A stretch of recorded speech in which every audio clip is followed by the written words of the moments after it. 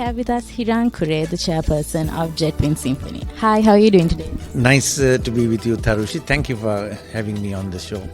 So my first question for you is, why did you decide to, collaborate with Ceylon Artisanal Tea?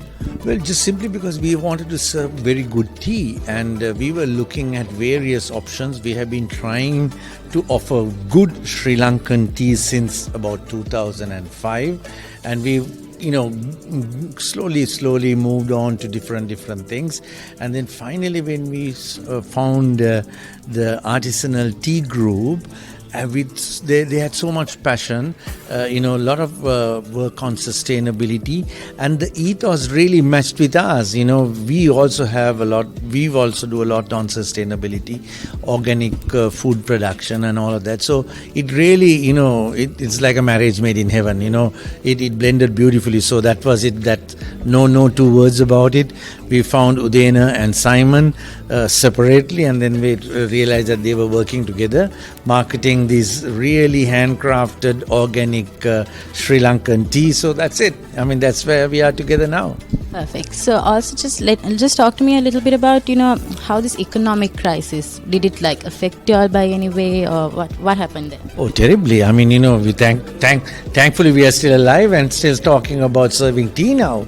With the economic crisis, and before that COVID, and then the earlier what happened with the Easter Sunday bombing, it's 3 years of real agony for us in Sri Lanka tourism.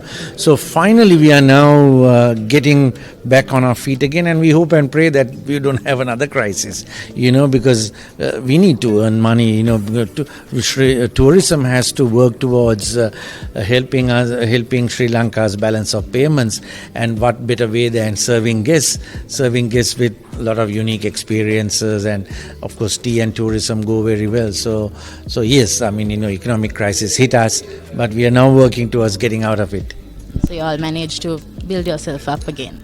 Yes, with God's grace and some help from everybody else, yes. Also, just want to know, do you all have anything upcoming and exciting that we should look forward for? Well, the only exciting thing is that the tourists are coming back again, and that's really exciting for us. And then, of course, eventually we will start creating new experiences, just like what we are doing now. We need to also earn some money to pay back the banks and everything else. So it might be slower than what we would have normally done, but that's the way it is. You slow down a bit, you recover, and then you go again. Thank you so much for taking your time to talk, Rai. Enjoy your night. Thank you very much. Thank you. We have with us Simon, one of the co-founders of Ceylon Artisanal Tea Association. Hi, how are you doing today? Very well, and thank you for asking me. So as you mentioned before, you were born in Sri Lanka, and you thought of starting a tea association. Talk to me a little bit about that. The reason we started hand-making tea is very similar to a trend that you see all over the world nowadays, that consumers want artisanal, handmade, single estate products, not just tea, but coffee, cheeses, wine, whiskey. They don't want big mass-produced blends. They want to taste the differences in flavor that come from the terroir, from the technique, and so on. That wasn't happening in Sri Lanka. So we and a couple of others around about the same time started doing handmade teas, which enjoy a very good market internationally. We export to more than 30 countries around the world. But we always, when we started, we wanted other people to copy us. We don't, it's not some big commercial secret where we're just doing it for ourselves. Essentially, we eventually want to change the tea industry here and get everybody making much higher value tea as they do in Japan and countries like that, so that in the end we're helping to raise the incomes of tea workers and tea farmers, earning more exports for the country and so on. So tell me, why did you think of collaborating with Jetwing's hotel? Well, in some ways it was an obvious choice. I have known Hiran for many years, as have other members of the association, but it's particularly because Jetwing is so committed to sustainability, to local sourcing. It's not just tea, but fish and other products. They're always looking for local suppliers, trying to develop the local communities around them. And we wanted, we could see that what we're trying to do with tea fits so well with what Jetwing is trying to do in the tourism sector. I should also say, we hope this will be the first of many. One of my personal passions is that Sri Lanka gets 2 million visitors a year. Unfortunately, in many of the hotels, they get served tea very badly. Not necessarily bad tea, but people who don't know how to brew the tea, the temperature, the quantity, all of exactly. And what we'd like to do, working with the Tea Board and the Tourism Board, is eventually train up 90% of the hotels in Sri Lanka to serve much better tea. Not just artisanal teas from our members, but from any good tea factory, good tea estate around the country. Because I think those 2 million people should go home every year as champions of Ceylon tea, and tell 20 million friends. And it's the best way for us to increase the marketing and increase the value of Sri Lankan teas. So tell me, with the economic crisis in Sri Lanka, did that affect you all in any way?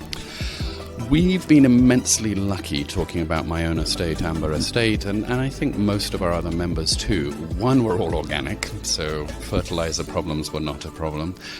Two, in our case, we produce our own biogas from our cows, from our biodigesters, so we're still able to use the biogas for cooking. We use biomass for drying the tea. We've still had a few challenges with electricity cuts and things because we still need to use fans, and we've certainly had challenges with export logistics. It's more expensive and slower, and at some points in COVID, and again more recently, we simply couldn't get the product to Colombo to get out of the country. But on the whole, compared to most industries, we've been really lucky that, because we're so self-sufficient, the crisis hasn't impacted us too much, and our orders are booming. At Amber, we always have at least a 6-month backlog of orders from customers around the world.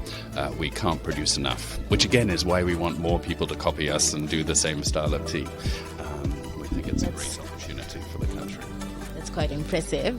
Also, just talk to me a little bit about what kind of products you are like, what kind of different flavored teas It's really the whole range now. Sometimes I worry that we almost do too many. The trouble is, once you get into tea, it's an amazing world with all the varieties and all the different styles. We also grow coffee. I love coffee, but coffee really just comes in a couple of varieties. Tea, you've got white teas, you've got green teas, you've got black teas, you've got oolongs, you've got pu'ers, you've got flavored teas, you've got tisanes, herbal infusions. Amongst our members, we produce all of those. Probably most famous for black teas. We started by making hand-rolled black teas that get served at Fort Mason and at some of the fanciest hotels and shops around the world. And Sri Lanka obviously is most famous for its orthodox black teas. But very early on we started experimenting with green teas. And again, each of the estates does slightly different styles. At Amber we do a pitu bambua green, which is actually steamed in a pitu bambua and a steamer. In a sort of Japanese style, but using local equipment. One of our other members does a long gin, which is a Chinese style green tea, which gets sort of rolled into needles. Most famously, Boudica, one of our members, started making wild teas, literally from forests on the slopes of Sripada, where there are old abandoned tea estates, and the trees have grown into 30, 40-foot tall trees, and they're climbing on ladders to pluck the leaves from the trees, and you get a different sort of slightly more woody forest floor flavor from the teas, and he's making tea rods, which we'll see today, which are the world's first all-natural tea bags. Udena at Kale is doing tea cigars. We're doing tea gems, tea stars. Bernard at Ebony Springs does tea urchins. All these incredibly different styles, which again is what we want to bring to the industry, this desire for innovation, not necessarily making the same old teas that we've been making for the last 70 years, but innovating and capturing more consumers. Yeah, exactly. So. Just a pleasure talking to you. Very impressive of what you have done. Good luck with everything. Thank you. We're still at the beginning of the journey, but making progress. Very happy about it. Very excited that Jetwing has given us this support as well. Thank you. Thank you so much. Enjoy your night. Thank you.